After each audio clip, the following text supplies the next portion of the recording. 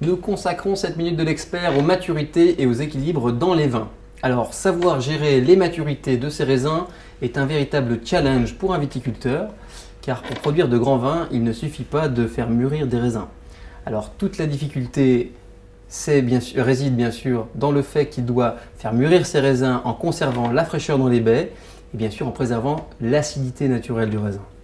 Alors, lors des maturations des baies, juste avant la vendange, la courbe des sucres, elle monte plus ou moins rapidement en fonction des températures et de l'ensoleillement, alors que celle de l'acidité chute.